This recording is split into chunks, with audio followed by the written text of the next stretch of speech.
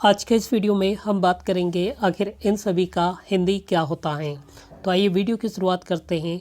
सबसे पहला है नेक्स्ट टू नथिंग। देखिए इसका जो मीनिंग होता है नेक्स्ट टू नथिंग का, उसका हम यूज़ वेरी लिटिल के केस में कर सकते हैं। मतलब ना के बराबर जब भी हमें सेंस देना हो तो उस सेंस में हम इसका यूज़ कर सकते हैं। एक कॉन्वर्सेशन से समझते हैं।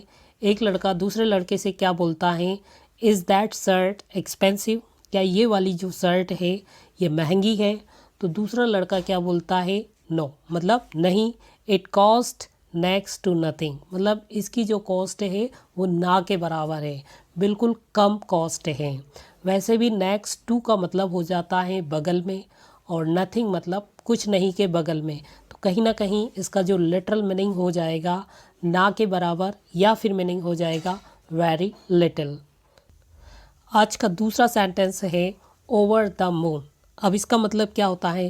देखिए इसका मतलब होता है आई एम एक्सट्रीमली हैप्पी।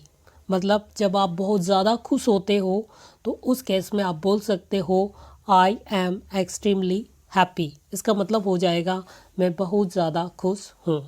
अब तीन लड़के इसी सेंटेंस को अलग अलग तरह से इस तरह बोल सकते हैं, I am over the moon, I am on cloud nine, या फिर वो बोल सकते हैं आई एम सो डिलाइटेड। इन चारों सेंटेंस का मतलब होता है जब भी आप बहुत ज़्यादा खुश होते हो तो चारों में से किसी भी एक सेंटेंस का आप यूज़ कर सकते हो। आज का तीसरा वाला जो सेंटेंस है the class will be over. एक एग्जाम्पल से समझते हैं। बहुत ज़्यादा इस क्वेश्चन का हम यूज़ करते हैं। एक लड़का दूसरे लड़के से क्या बोलता है, what time will the class be over? मतलब क्लास कितनी बजे समाप्त होगी? तो दूसरा लड़का क्या बोलता है, the class will finish at 4 o'clock। मतलब क्लास 4 बजे ख़त्म होगी, 4 बजे ओवर होगी। अब देखिए क्वेश्चन में मैंने बी ओवर का यूज़ किया और आंसर में बी ओवर की जगह फिनिश का यूज़ किया। इस वाले केस में दोनों का मतलब सेम होगा। यहाँ पे समाप्त होने की बात हो रही है क्लास को, कि क्लास आखिर कब समाप्त होगी। आज का फोर्थ नंबर का सेंटेंस है व्हाट आर दी ऑड्स। इसका मतलब होता है व्हाट अ कोइंसिडेंस, मतलब क्या संयोग की बात है। अब ये दोनों जो सेंटेंस है इनका मीनिंग एक ही होता है। अब आप इनका यूज़ कर सकते हो।